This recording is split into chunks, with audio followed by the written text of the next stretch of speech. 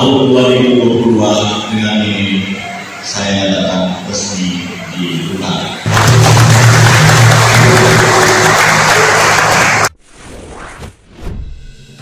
Untuk pertama kalinya Persatuan Sepak Bola Seluruh Indonesia di Kabupaten Kutai Barat menggelar Kongres Luar Biasa tahap 1 dalam pemilihan Ketua Umum yang diselenggarakan oleh Askap PSSI Kutai Barat di Gedung Serbaguna PKK Kutai Barat Jumat, tanggal 23 September tahun 2022.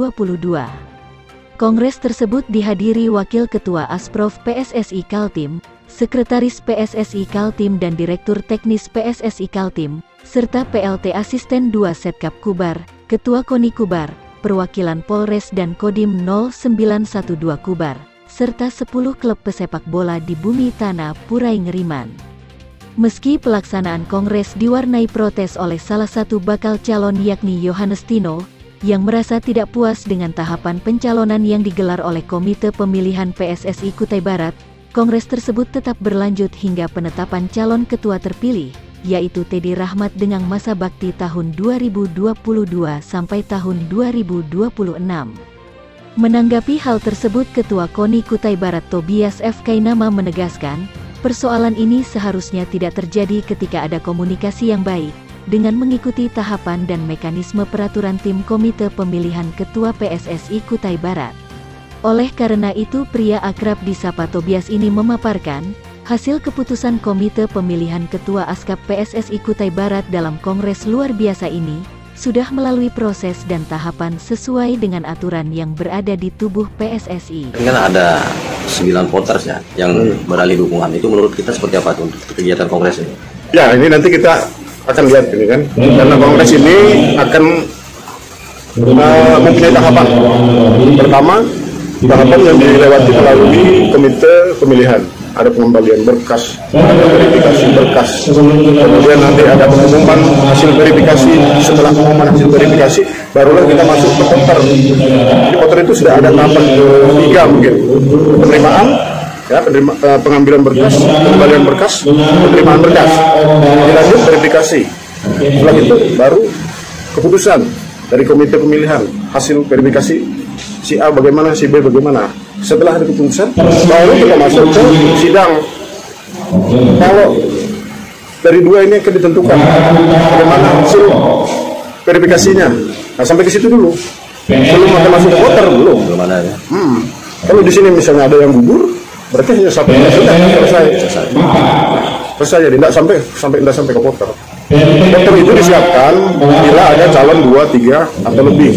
Mereka yang akan kita minta hak suaranya, dijalankan hak suaranya diminta. Itu memenuhi syarat. Kalau memenuhi syarat, misalnya kayak partai politik, daftar, verifikasi, lulus, lewat.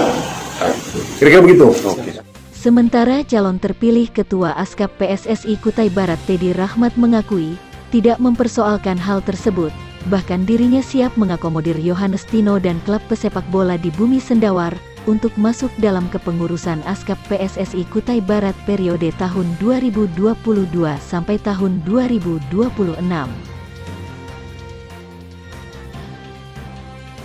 Mereka itu semua teman dan tidak ada masalah buat saya.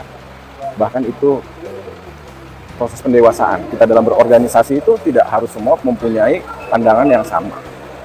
Tapi kita mempunyai tujuannya sama. Bagaimana sepak bola di Kutai Barat ini bisa lebih maju lagi. Tetap saya respect, tetap saya akomodir di dalam kepengurusan yang nanti kita akan bentuk. Pertama, kita habis ini tugas saya utama adalah mengikuti rapat kerja di PSSI Kaltim tanggal 27. Kemudian saya balik lagi ke Tibar. Itu membenahi khususnya itu legal-legal hukum yang harus segera dipegang oleh asosiasi PSSI Kabupaten Kutai Barat. Nah, karena dasaran itulah anak-anak usia 21 yang disiapkan untuk Forkop ini bisa kita berangkatkan nanti ke Berau. Tugas utamanya itu kita rapat kerja langsung nanti. Dan saya bilang saya akan mengakomodir semua pelaku, penggiat dan pemerhati bola di Kutai Barat. Bukan pilihan pribadi saya, tapi pilihan kita semua di sini. Kalau SK nanti yang menentukan itu provinsi. Kalau SK, provinsi itu meng-SK-kan, itu adalah satu ketua terpilih, kedua wakil terpilih, dan ketiga komite eksekutif. Itu SK dari provinsi, di PSSI begitu. Baru kemudian ketua terpilih melakukan program kerjanya untuk menyusun 14 komite di bawahnya. Macam-macam itu kan. Nah, itulah saya akan mengumpulkan semua. Siapa yang bergabung di situ. Saya akan undang semua di situ nanti.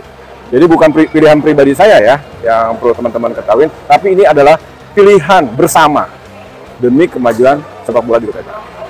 Di bola sendiri tentu pengennya yang terbaik semua. Saya pribadi pun ingin memberikan yang terbaik buat PSSI di Kutai Barat, dan saya pengennya pemain di Porprov nanti, khususnya pemain sepak bola, adalah adik-adik kita yang memang dari Kutai Barat. Saya tidak akan menerima pemain dari luar. Itu komitmen saya beserta pelatih dan pengurus lainnya. Ini sudah entry BNM, Pak? Entry BNM sudah, kita juga sudah mulai pra-TC, sebenarnya sudah harusnya dari tanggal 15 kemarin ya, tapi saya bilang kita konsen kongres dulu, tapi setiap sore mereka masih latihan. Artinya nama sudah masuk? Nama sudah masuk, kan karena kemarin kan ada seleksi U21 ya, sudah dilaksanakan. Nah, beberapa teman-teman dari usia 21 udah masuk, nah itu digodok lagi dari 44 jadi nanti 23 pemain, dan akhirnya mungkin jadi berapa itu pelatih, direktur pelatih sama direktur teknik yang lebih tahu.